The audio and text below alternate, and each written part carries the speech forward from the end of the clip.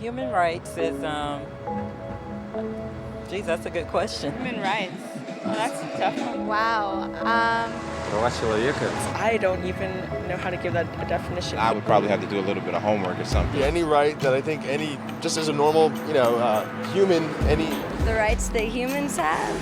Oh, that's a very large debate. Menneskerettigheder kan betyde mange ting. Tú le puedes preguntar a 20 personas y te van a dar 20 diferentes opiniones. Non saprei, è una domanda complicatissima. Yes, we just take them for granted that they're there, but we don't even consider what they are.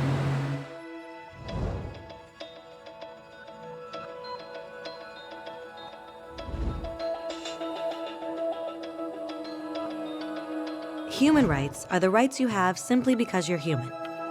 It's how you instinctively expect and deserve to be treated as a person, like the right to live freely, to speak your mind, and to be treated as an equal. There are many kinds of rights. Most apply to a certain group. But human rights are the only ones that apply to absolutely everyone, everywhere. That means kids, old people, poor people, basketball players, garbage men, rappers, teachers, Africans, Indians, Albanians, Christians, Muslims, Kabbalists, atheists, your mom, your dad, your next door neighbor, and you all have the exact same human rights. In other words, they're universal. But the question remains, what are they? Name the human rights? What the human rights are? The right to live. Equality between all peoples. Right to religion, the right to... Is there supposed to be a list somewhere I should be aware of? According to the United Nations, there are a total of 30 human rights, which are usually lumped together and called simply human rights. They're all listed out in the Universal Declaration of Human Rights, which is the world's most widely accepted document on the subject. But it was a long time in coming. At first, there were no human rights. If you were in with the right crowd, you were safe. If you weren't, well, you weren't.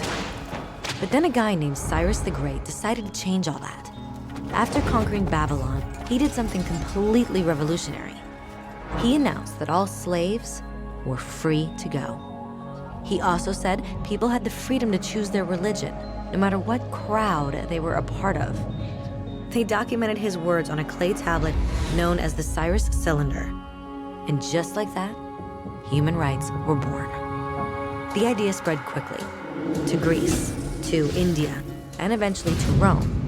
They noticed that people naturally followed certain laws, even if they weren't told to. They called this natural law, but it kept getting trampled on by those in power. Not until 1,000 years later in England did they finally get a king to agree that no one can overrule the rights of the people, not even a king. People's rights were finally recognized, and they were now safe from those in power. Kind of. It still took a bunch of British rebels declaring their independence before the king got the point that all men are created equal. Which isn't to say he liked the idea, but he couldn't stop them, and America was born. The French immediately followed with their own revolution for their own rights. Their list was even longer, and they insisted that these rights weren't just made up. They were natural. The Roman concept of natural law had become natural rights.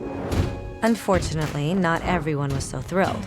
In France, a general named Napoleon decided to overthrow the new French democracy and crown himself emperor of the world. He almost succeeded, but the countries of Europe joined forces and defeated him. Human rights was again a hot topic. They drew up international agreements, broadly granting many rights across Europe. But only across Europe.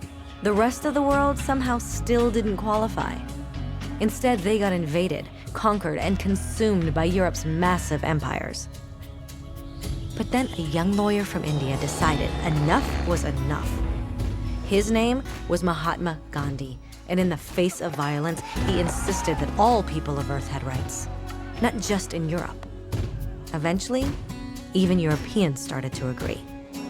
But it wasn't going to be that easy. 2 world wars erupted.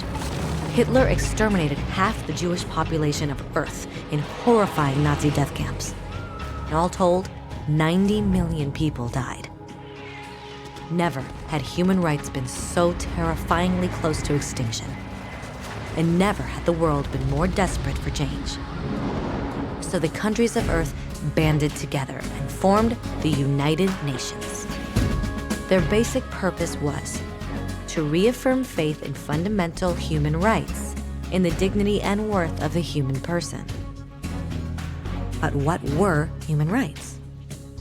Were they the proclamations of Cyrus, the natural laws of Rome, the declarations of France?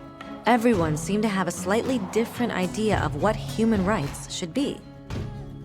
But under the supervision of Eleanor Roosevelt, they finally agreed on a set of rights that applied to absolutely everyone. The Universal Declaration of Human Rights. The French concept of natural rights had finally become human rights. So, in summary, at first, only a few lucky people had any rights, until one of those guys decided, hey, other people should have some rights too, which was great, except not everyone agreed. And it only took a few thousand years of fighting and declarations and more fighting until everyone finally agreed that human rights should apply to everyone. And they all lived happily ever after. Except for one little problem. If people have the right to food and shelter, why are 16,000 children dying of starvation every day? 1 every 5 seconds. If people have freedom of speech, why are thousands in prison for speaking their minds? If people have the right to education, why are over 1 billion adults unable to read? If slavery has truly been abolished, why are 27 million people still enslaved today? More than twice as many as in 1800. The fact is, when it was signed, the Universal Declaration of Human Rights did not have the force of law. It was optional. And despite many more documents, conventions, treaties, and laws, it's still little more than words on a page. So the question is, who will make those words a reality? I have a dream today. When Dr. King marched for racial equality, he was marching for rights that had been guaranteed by the United Nations for almost 2 decades. But still, he marched. When Nelson Mandela stood up for social justice in the 1990s, his country had already agreed to abolish such discrimination for almost 40 years. But still, he fought. Those who fight today against torture, poverty, and discrimination are not giants or superheroes. They're people.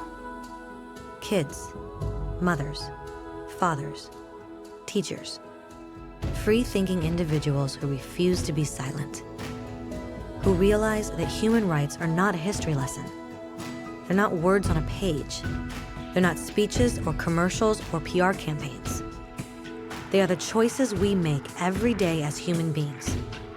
They are the responsibility we all share to respect each other, to help each other, and to protect those in need.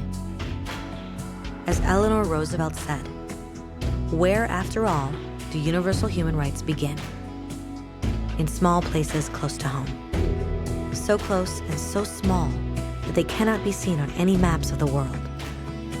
Yet they are the world of the individual person, the neighborhood he lives in, the school or college he attends, the factory, farm, or office where he works. Such are the places where every man, woman, and child seeks equal justice, equal opportunity, equal dignity without discrimination. Unless these rights have meaning there, they have little meaning anywhere.